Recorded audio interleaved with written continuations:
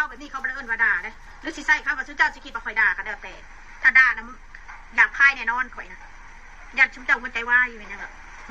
บ่อยากด่าดอกเดี๋ยวมันเสียภาพพจน์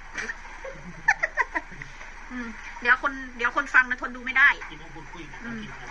ถ้าด่ามันก็ต้องแบบหนึ่งอันนี้แค่มาเล่าให้ฟังเฉยๆพูดคุยซื่อว่าผู้นั้นเป็นนั่นนี่ผู้นี้เป็นนั่นเฉยๆไม่ได้ด่านะถ้าด่านะดิ้นขนาดไม่ได้ด่ากันยังดิ้นขนาดเขาว่าของข่อยเฉยๆชุบเดาก็ยังดิ้นยังพากันดิ้นอันกับยาเนี่ยก็คอยสิขอเบาเรื่องสางเมลเด้อ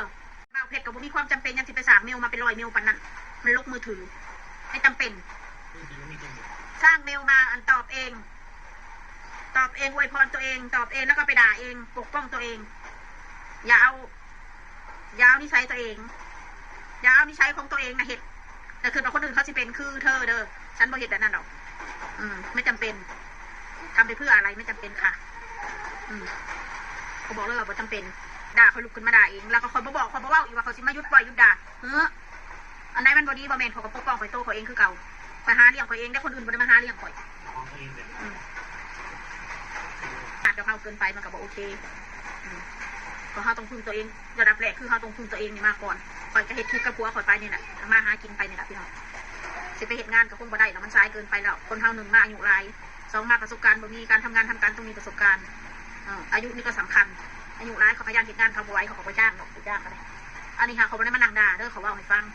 ถ้าข่อยด่าฉันเจ้าหลับก็ได้ขณะเขาเว้าซื่อๆฉันเจ้ายังเจ็บแหละยังพากันดิ้นสั่งเมลมาแล้วข่อยบล็อกแล้วก็สั่งมือ2 มื้อชั่วโมง2 ชั่วโมงจักผู้ใด100 เมลกันเนี่ยข่อยก็บ่ฮู้เลยพี่น้องบอกแล้วว่าบ่ให้ก็อย่าบอกอย่าเว้าคนเฮาน่ะให้ก็ตามแสดงว่ามีคนที่เขาอยากจะให้เงินนะเขาไม่ให้แล้วนึกเกลียดเขาขึ้นมาทันทีบริเกียรติเพราะว่าความเป็นจริงบ่ให้แต่ว่าต้องมาตลอดความรู้สึกของคนเฮาน่ะคนมันบ่มีทุกคนถ้าคนมันบ่มีคนบอกว่าโอ้เขาสิให้แต่เด้อเขาสิซอยจะเด้อเขาสินั่นอันนี้เด้อมันรอดไอ้พี่น้องคนเฮามันบ่ได้มีแต่ข่อยเป็นทุกคนเป็นมันต้องเว้าเลยว่าซั่นซะมันเสียความรู้สึกเป็นหยังดอกมันเอาความรู้สึกเฮาเฮ็ดให้เฮาดีใจเลยเฮาเสียใจคนเฮาน่ะบ่ต้องเฮ็ดแบบนั้นมันเป็นบาปมันเฮ็ดคือว่าเฮาเนี่ยโอ้ยกูต้องมานั่งรอกินกับคุณรอเมื่อไหร่มึงจะให้กูเมื่อไหร่มึงจะโอนให้กูแบบนี้โอ้บ่ได้เนาะชุดคือเงินเดือนเฮาเนี่ยคือเฮาเฮ็ดของเฮานี่คือได้แน่นอน100%ฮอดมือมันแม่นเงินออกรถมันต้องไปถามกู้ถามยืมน้ำไผกู้เงินยืมเงินมือนั้นเด้อมือนี้เด้อมือนี้เด้อมือนั้นเด้อเอาโอ้ยฮอดมือมาบ่ได้ซ้ำสมมุติถ้าสิเข้าโรงพยาบาลมื้อนี้ไปยืมเงินไป30,000นี่อีก3 วันเด้อจังได้5 วันเด้อจังได้เด้อตายพอดีอยู่โรงพยาบาลมีเงินค่าโรงพยาบาลมีเงินไปหาหมอตายพอดีพี่น้องเอ้ยเพราะฉะนั้นอย่าเว้าแค่นั้นแหละโทษไทยอันนี้โทษตัวเองนี่แหละยอมรับเบิดสิ่งที่ผิดพลาดมา